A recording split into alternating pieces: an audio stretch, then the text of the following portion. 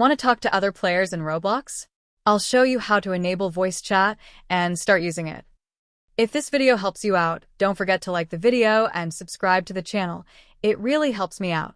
First, open Roblox and tap the settings icon in the top right corner. Once the settings menu opens, tap settings again if needed. Now, you need to verify your phone number. Inside your account settings, find your phone number section and tap Add Phone. Enter your phone number and follow the verification steps. Once your number has been successfully verified, tap Done. Now, let's find the voice chat setting. On the left side, tap Privacy and Content Restrictions. Then tap Communication. Here, you should see the voice chat option. To enable it, turn on the voice chat toggle.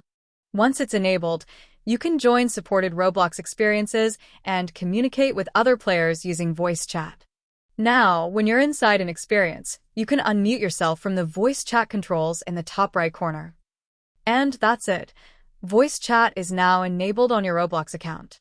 If this helped you turn on voice chat, subscribe for more quick Roblox tutorials and simple gaming guides. Thanks for watching, and I'll see you in the next tutorial.